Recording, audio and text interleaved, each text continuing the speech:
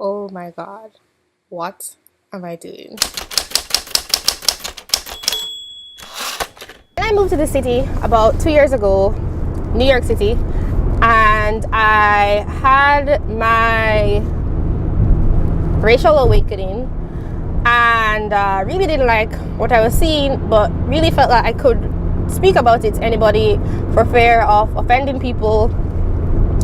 And I decided I'm going to start talking about it because it was something that bothered me.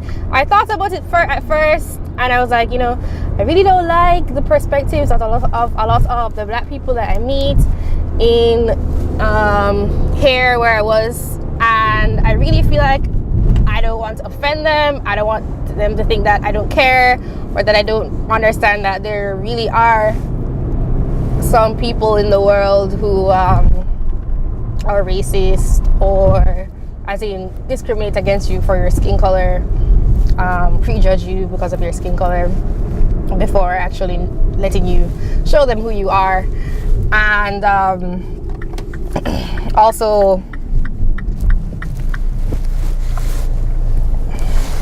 there are people who think that they are superior to you because of your skin color and their skin color, even though superiority is what variable are we talking about here. That does matter, and the things that are important at different times in society or at different places, it changes. And I realized that I didn't really think the way most people around me think.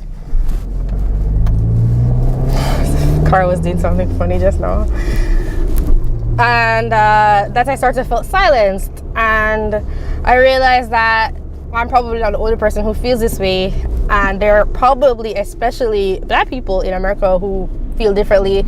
And they have way more, like social bondage sort of to get through, because I can kind of talk to Jamaican people about it, but they don't have the same sort of emotional attachment to the issues because I'm not saying race is not important in Jamaica, but it's just not as important. Like, people don't care about it as much. And a lot of the black people that I meet here, I am in the Northeast. I actually have not encountered that many, like I had actual conversations or there's an orange light, or developed friendships with people. But for the ones that I have, it's always very, very similar, and I feel as if I cannot relate to a lot of them. White people also, who sort of want to see me as a victim and see the US as a horrible place currently.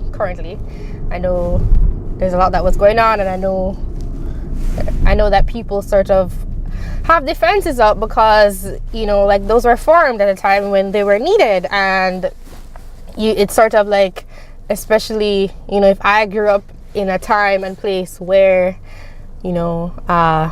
like Nina Simone, I was expected to be a certain way and couldn't pursue the full potential that I had in the direction that I wanted, that I chose for myself because of the color of my skin.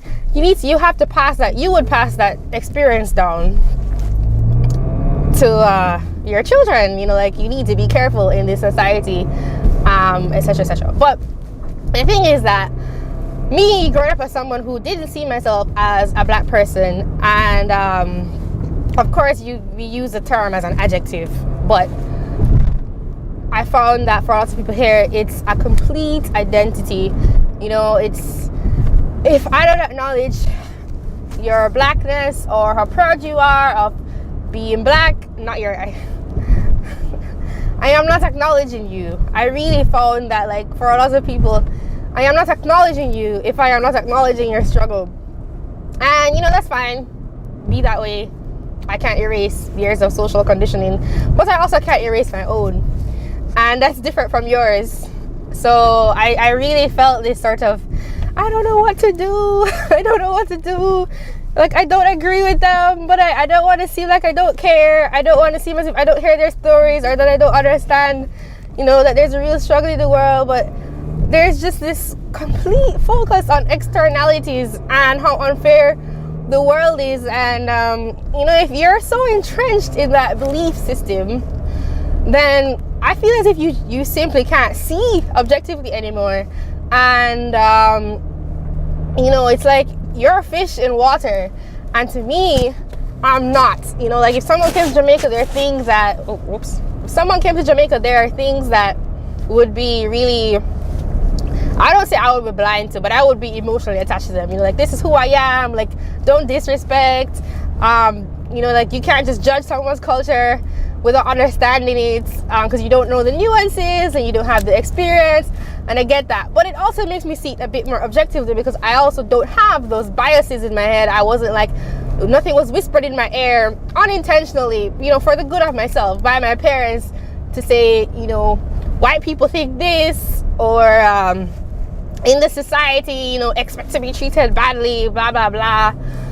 You know, I was never, my parents never did that like whatsoever. I really realized that they never ever talked about groups of people in that way. It was always, you know, people do bad things, people do good things, never this group, blah blah blah. And of course I had history lessons, you know, I learned about European history, and how bad the Europeans were, which they were in some ways, which they were definitely, but I was never taught to associate good with one group of people, or virtue with one group of people, and